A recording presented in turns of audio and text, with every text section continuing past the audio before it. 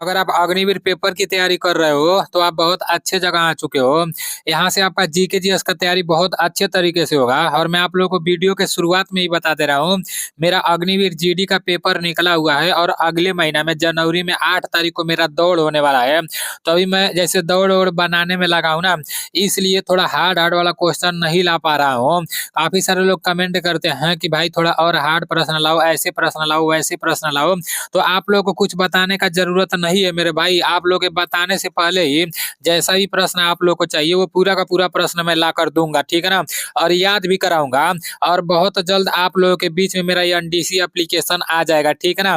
अब बहुत जल्द आ जाएगा, पूरा का पूरा प्रोसेस पूरा हो चुका है। और जैसे ही एनडीसी एप्लीकेशन आप लोग के बीच में आएगा, जब प्ले स्टोर से आप लोग डाउनलोड कर लोगे इस एप्लीकेशन को ना, तो मतलब जितना भी ओरिजिनल प्रश्न जैसे जितना भी 2023 में पूछा जा चुका है, 17 अप्रैल से लेकर 26 अप्रैल के बीच में जो अग्निवीर का पेपर हुआ था, चाहे जीडी का पेपर हो, चाहे ट्रेडमैन का पेपर हो, चाहे क्लर्क का पेपर हो, चाहे डब्ल्यूएमपी का पेपर हो, उसमें जितना भी प्रश्न पूछा गया था ना, जीके जीएस का पूरा प्रश्न देखने को मिल जाएगा।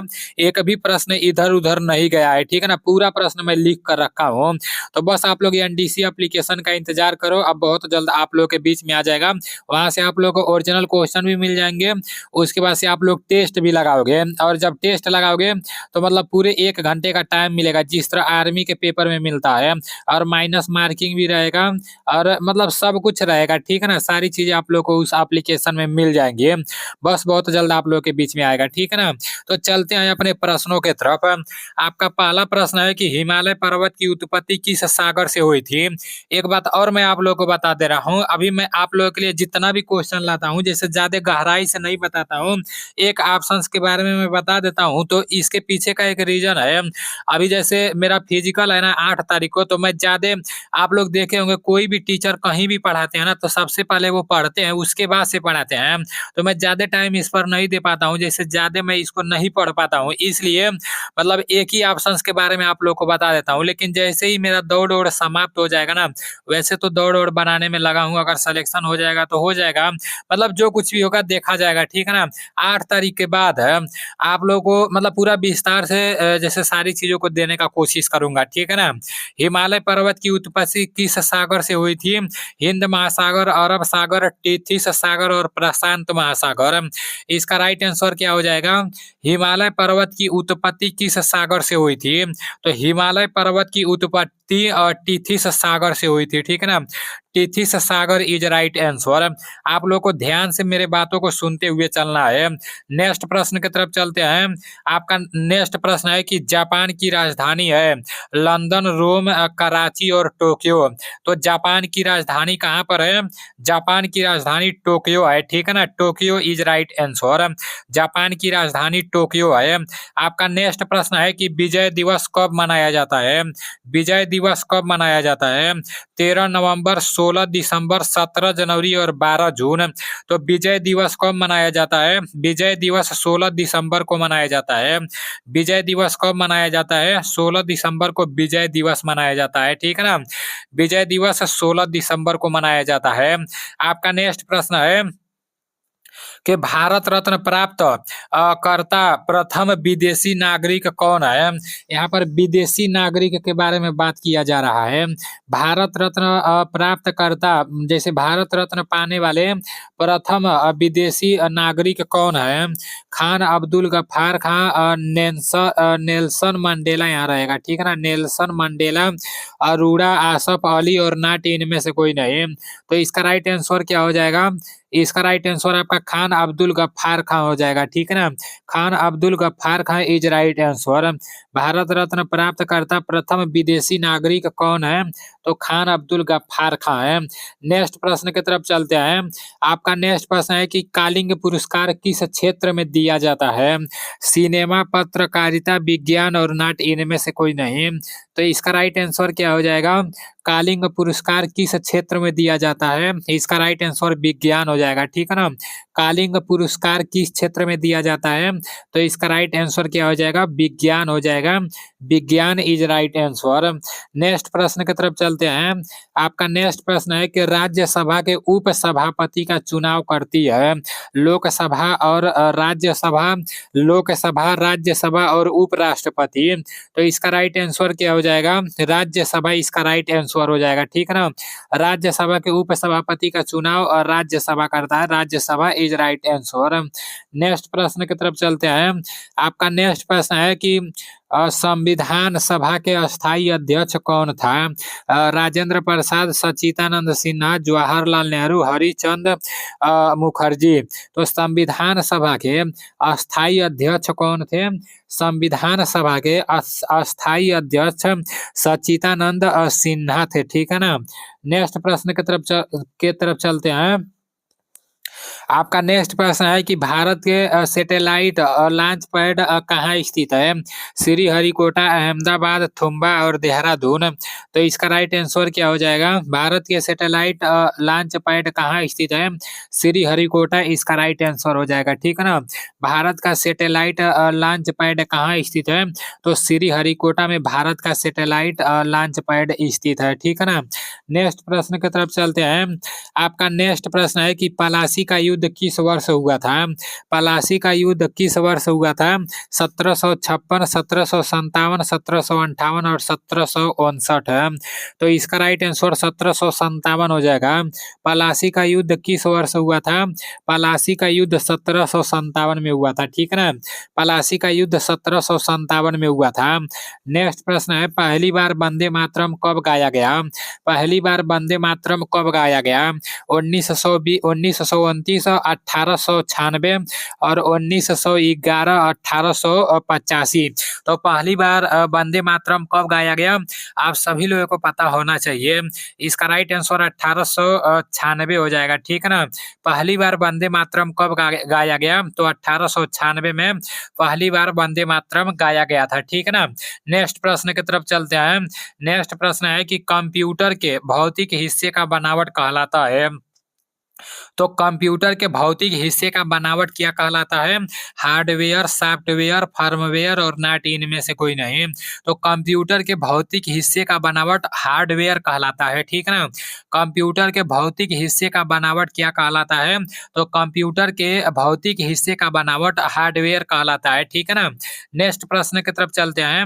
आपका नेक्स्ट प्रश्न है, श्रीलंका का प्राचीन नाम है? तो श्रीलंका का प्राचीन नाम क्या है? तो इसका राइट आंसर सिलोन हो जाएगा। श्रीलंका का प्राचीन नाम, प्राचीन मतलब पुराना होता है। श्रीलंका का पुराना नाम क्या था? तो सिलोन था। ठीक है ना। नेक्स्ट प्रश्न की तरफ चलते हैं। आपका नेक्स्ट प्रश्न है कि लोकसभा सदस्यों का चयन कैसे किया जाता है? तो लोकसभा सदस्यों का चयन कैसे किया जाता है? परोक्ष रूप से निर्वाचित, सीधे लोगों द्वारा निर्वाचित, आंशिक निर्वाचित एवं आंशिक नामांकित, ए बी व सी दोनों। तो इसका राइट आंसर क्या हो जाएगा? लोकसभा सदस्यों का चयन कैसे किया जाता है? इसका राइट आंसर आपका सीधे लोगों द्वारा निर्वाचित हो जाएगा। ठीक है ना। लोकसभा के सदस्यों का चयन सीधे लोगों द्वारा निर्वाचित होता है। ठीक है ना। एक बात और आप लोगों को कमेंट करके बताना है कि आज का लिखावट आप लोगों को कैसा लग रहा है? मतलब yellow yellow, red red, green green, ये सब आप लोगों को कैसा लग रहा है? कमेंट में जरूर बताना। अगर अच्छा लग रहा होगा तो फिर इसी तरह से टाइप होगा। ठीक है ना। आपका नेक्स्ट प्रश्न है, किस देश ने हॉकी पुरुष विश्व कप 2023 जीता है? कई बार मैं आप लोग को बता चुका हूँ, गिनती नहीं है कि मैं कितना बार बता चुका हूँ। किस देश ने हॉकी पुरुष विश्व कप 2023 जीता है? गलत तो बिल्कुल भी नहीं होना चाहिए, नहीं तो भाई बहुत डंडे गिरेंगे। ठीक है ना। किस देश ने हॉकी पुरुष विश्व कप 2023 जीता है? जर्मनी, बेल्जियम, इंग्लैंड और ऑस्ट्रेलिया। इसका राइट आंसर क्या हो जाएगा? इसका राइट आंसर आपका हो जाएगा जर्मनी। किस देश ने हॉकी पुरुष विश्व कप 2023 जीता है? तो जर्मनी इसका राइट आंसर हो जाएगा। ठीक है ना। आपका नेक्स्ट प्रश्न है कि नेशनल डिफेंस कॉलेज कहाँ है? दिल्ली, कोलकाता, मुंबई और बैंगलोर है। इसका राइट आंसर क्या हो जाएगा? नेशनल डिफेंस कॉलेज कहाँ है? इसका राइट आंसर आपका दिल्ली हो जाएगा, ठीक है ना। नेशनल डिफेंस कॉलेज कहाँ है? तो नेशनल डिफेंस कॉलेज आपका दिल्ली में है। अभी आप लोग के सामान्य ज्ञान के 15 प्रश्न समाप्त हो चुके हैं। अब सामान्य विज्ञान की तरफ चलते हैं। आपका सामान्य विज्ञान का पहला प्रश्न और एकदम आसान प्रश्न है कि हास्य गैस का रासायनिक सूत्र क्या है? तो हास्य गैस का रासायनिक सूत्र क्या है? NO और नीचे आपका दिया है NO2, N2O और N2O2। तो हास्य गैस का रासायनिक सूत्र N2O होता है, ठीक है ना। N2O is right answer. हास्य गैस का रासायनिक सूत्र क्या होता है? N2O होता है, नाइट्रस ऑक्साइड होता है। आपका नेक्स्ट प्रश्न है कि बर्फ का गलनांक कितना होता है? बर्फ का गलनांक कितना होता है? 100 degree Celsius, 50 degree Celsius, 0 degree Celsius और 40 डिग्री सेल्सियस। तो इसका राइट आंसर आपका 0 डिग्री सेल्सियस हो जाएगा, ठीक है ना। बर्फ का गलनांक कितना होता है? तो 0 डिग्री सेल्सियस होता है। आप सभी लोगों को पता होना चाहिए। नेक्स्ट प्रश्न की तरफ चलते हैं। आपका नेक्स्ट प्रश्न है निम्न में से कौन सी उप धातु है? बोरान, जर्मेनियम, एंटीमनी और रेडियम है। तो इसका राइट आंसर क्या हो जाएगा? निम्न में से कौन सी उप धातु है? तो इसका राइट आंसर रेडियम हो जाएगा, ठीक है ना। Radium is right answer. आपका नेक्स्ट प्रश्न है कि लोहे को जंग लगने की प्रक्रिया क्या कहलाती है? लोहे का जंग लगने की प्रक्रिया क्या कहलाती है? अवकरण, संक्षारण, ऑक्सीकरण और द्रव्यमान है। इसका राइट आंसर क्या हो जाएगा? लोहे का जंग लगने की प्रक्रिया क्या कहलाती है? आप सभी लोगों को पता होना चाहिए। इसका राइट आंसर संक्षारण हो जाएगा, ठीक है ना। लोहे को जंग लगने की प्रक्रिया क्या कहलाती है? तो संक्षारण इज राइट आंसर। नेक्स्ट प्रश्न की तरफ चलते हैं। आपका नेक्स्ट प्रश्न है कि पानी के जहाज की गति को मापने की इकाई क्या है? तो पानी के जहाज की गति को मापने की इकाई क्या है? नाट, अश्वशक्ति, मीटर प्रति सेकंड और नाट इनमें से कोई नहीं। तो इसका राइट आंसर नाट हो जाएगा, ठीक है ना। पानी के जहाज की गति को मापने की इकाई क्या है? तो नाट इज राइट आंसर। नेक्स्ट प्रश्न की तरफ चलते हैं। आपका नेक्स्ट प्रश्न है कि ओजोन गैस का रंग कैसा होता है? ओजोन गैस का रंग कैसा होता है? हल्का नीला, लाल, पीला और रंगहीन है। तो इसका राइट आंसर क्या हो जाएगा? इसका राइट आंसर आपका हल्का नीला हो जाएगा। ओजोन गैस का रंग कैसा होता है? तो ओजोन गैस का रंग हल्का नीला होता है, ठीक है ना। ओजोन गैस का रंग हल्का नीला होता है। नेक्स्ट प्रश्न है रेफ्रिजरेटर में प्रयुक्त होने वाली गैस है। रेफ्रिजरेटर में प्रयुक्त होने वाली गैस कौन सी है? नियान, फ्रियान, कार्बन और नेफ्रॉन है। तो इसका राइट आंसर फ्रियान हो जाएगा, ठीक है ना। रेफ्रिजरेटर में प्रयुक्त होने वाली गैस फ्रियान है। नेक्स्ट प्रश्न की तरफ चलते हैं। आप लोग को अपना तैयारी जोश और जुनून के साथ करना है। जब तक आप लोग अपने अंदर आग नहीं लगाओगे ना, तब तक आप लोग कुछ नहीं कर पाओगे। और मैं देखा हूँ जितने भी साथी नए नए हैं जो अग्निवीर की नए नए तैयारी करना शुरू किया ना, उनके अंदर इतना ज्यादा आग है, इतना ज्यादा पागलपन है ना, मैं आप लोग को बता भी नहीं सकता हूँ। अभी एक भाई साहब है अनूप यादव, जो मतलब उम्र में काफी छोटे हैं। जैसे उम्र में तो छोटे हैं लेकिन इतना ज्यादा मेहनती है ना, वो हमेशा हर वीडियो को देखते हैं और पूरा का पूरा क्वेश्चन करते हैं। मतलब आर्मी को लेकर पूरा का पूरा एकदम पागलपन है। जैसे जितना भी क्वेश्चन मैं कराया हूँ ना, वो पूरा का पूरा याद कर लिया है। तो ये सब देखकर हमें भी काफी ज्यादा मोटिवेशन मिलता है और साफ साफ दिखता है कि ऐसे बंदे कभी भी मतलब बाहर नहीं निकलेंगे 4 साल के बाद। ऐसे ही बंदे परमानेंट होंगे। जिन लोग का अभी उम्र नहीं हुआ है वो लोग तैयारी करना शुरू कर दिए हैं, तो भाई वही लोग परमानेंट होंगे, ठीक है ना। और उन लोग का जुनून को मैं सलाम करता हूँ, क्योंकि काफी सारे लोगों को समय से पूरा बात नहीं पता चल पाता है। तो फिर वो लोग क्या करते हैं, इधर उधर भटकते रहते हैं, इससे पूछेंगे उससे पूछेंगे कि कैसे क्या होता है, आर्मी में कितना हाइट लगता है, कितना दौड़ होता है, कैसे प्रश्न पूछे जाते हैं। तो अगला बंदा सही से नहीं बताता है, वो लोग भटकते रहते हैं। और जिनको सब कुछ पता रहता है, समय समय पर पता चलता है ना, उनको कामयाबी मिल जाती है मेरे भाई। तो आप लोग सभी लोग मतलब अच्छे से मेहनत करो, क्योंकि अभी आप लोगों का उम्र है, समय है, फिर ये उम्र नहीं आएगा, ये समय नहीं आएगा। किसी के बातों में आकर आप लोग को इधर-उधर नहीं भटकना है, ठीक है ना? आप लोग को बस ईमानदारी पूर्वक से पढ़ाई करना है, और जैसे ही मेरा ये एनडीसी एप्लीकेशन आ जाएगा, तो इससे आप लोग को काफ़ी ज़्यादा मदद मिलेगा। आप जहाँ से भी पढ़ाई कर रहे हो ना, आप लोग वहाँ जाकर टेस्ट लगा सकते हो। यहाँ पर टेस्ट लगाने के बाद आपका नेक्स्ट प्रश्न है कि पेनिसिलिन की खोज किसने की है? पेनिसिलिन की खोज किसने की है? तो पेनिसिलिन की खोज अलेक्जेंडर फ्लेमिंग ने की है, ठीक है ना? नेक्स्ट प्रश्न की तरफ चलते हैं। आपका नेक्स्ट प्रश्न है कि विद्युत ऊर्जा को यांत्रिक ऊर्जा में बदलने वाला यंत्र है। विद्युत ऊर्जा को यांत्रिक ऊर्जा में बदलने वाला यंत्र कौन सा है? जनरेटर, विद्युत घंटी, गिटार और विद्युत मोटर है। तो इसका राइट आंसर आपका विद्युत मोटर हो जाएगा। विद्युत मोटर इज राइट आंसर। विद्युत ऊर्जा को यांत्रिक ऊर्जा में बदलने वाला यंत्र कौन सा है? तो विद्युत मोटर इसका राइट आंसर हो जाएगा, ठीक है ना? विद्युत मोटर क्या करता है? विद्युत मोटर विद्युत ऊर्जा को यांत्रिक ऊर्जा में बदलता है, ठीक है ना? विद्युत मोटर क्या करता है? विद्युत ऊर्जा को यांत्रिक ऊर्जा में बदलता है। नेक्स्ट प्रश्न की तरफ चलते हैं। आपका नेक्स्ट प्रश्न है कि ओजोन गैस का सूत्र क्या है? ओजोन गैस का सूत्र क्या है? O2, O5, O3, O7 है। तो इसका राइट आंसर क्या हो जाएगा? इसका राइट आंसर O3 हो जाएगा, ठीक है ना? ओजोन गैस का सूत्र क्या है? तो ओजोन गैस का सूत्र O3 है। ओजोन गैस का सूत्र O3 है। नेक्स्ट प्रश्न है ताप का मात्रक है। ताप का मात्रक क्या है? पास्कल, केल्विन, कैंडेला और मोल है।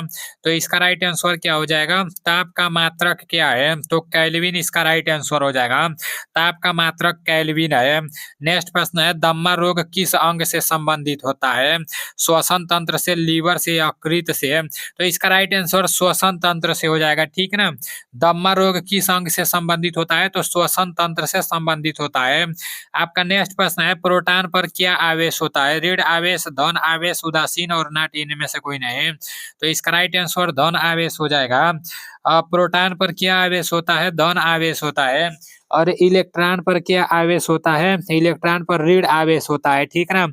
और न्यूट्रॉन पर क्या आवेश होता है? न्यूट्रॉन पर उदासीन होता है। तो आप लोगों को पता होना चाहिए प्रोटॉन पर धन आवेश होता है, इलेक्ट्रॉन पर ऋण आवेश होता है, कई बार पूछा जा चुका है। और इलेक्ट्रॉन का खोज किसने किया था? और प्रोटॉन का खोज किसने किया था? न्यूट्रॉन का खोज किसने किया था? ये भी आप लोगों को पता होना चाहिए। इसका एक ट्रिक होता है, ठीक है ना? ईटा पर नाच, ऐसे करके एक ट्रिक होता है। तो यहाँ से मतलब आसानी से याद हो जाता है, ठीक है ना? इसे इलेक्ट्रॉन हो गया। इलेक्ट्रॉन का खोज किसने किया था? तो जे थॉमसन ने। और प्रोटॉन का खोज किसने किया था? तो रदरफोर्ड ने। और न्यूट्रॉन का खोज किसने किया था? तो जेम्स चैडविक ने। अब जिनको पता रहेगा उनके लिए ये ट्रिक काम करेगा, जिनको पता नहीं रहेगा उनके लिए ये ट्रिक काम नहीं करेगा। तो आप लोग उसी तरह से याद कर लेना कि इलेक्ट्रॉन, प्रोटॉन, न्यूट्रॉन का खोज किसने किया था। गलसुआ रोग किस अंग को प्रभावित करता है? तंत्रिका तंत्र, लार ग्रंथि, फेफड़ा और लीवर है। तो इसका राइट आंसर क्या हो जाएगा? लार ग्रंथि हो जाएगा, ठीक है ना? गलसुआ रोग किस अंग को प्रभावित करता है? तो लार ग्रंथि इज राइट आंसर। आपका नेक्स्ट प्रश्न है और लास्ट प्रश्न है कि डायनामाइट की खोज किसने की थी? डायनामाइट की खोज किसने की थी? न्यूटन, आइंस्टीन, अल्फ्रेड नोबेल और नॉट, इनमें से कोई नहीं। तो इसका राइट आंसर अल्फ्रेड नोबेल हो जाएगा। डायनामाइट की खोज अल्फ्रेड नोबेल ने की थी। अभी आप लोग के 30 प्रश्न समाप्त हो चुके हैं। आज का क्लास आप लोगों को कैसा लगा है कमेंट में जरूर बताना, ठीक है ना?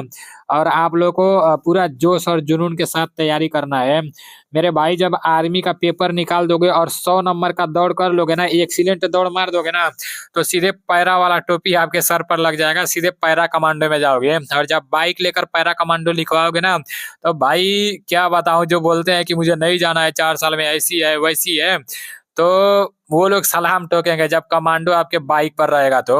और ये 4 साल वाला टिकने वाला नहीं है, ठीक है ना? देखना एक समय ऐसा आएगा कि सब लोग परमानेंट होंगे। बस आपको वो चितकबर की वर्दी चाहिए, इंडियन आर्मी की वर्दी चाहिए, AK-47 चाहिए, ठीक है ना? इसके लिए तो मेरे भाई मेहनत करना ही पड़ेगा। तो चलो ठीक है, मिलते हैं अगले वीडियो में। जय हिंद, वंदे मातरम।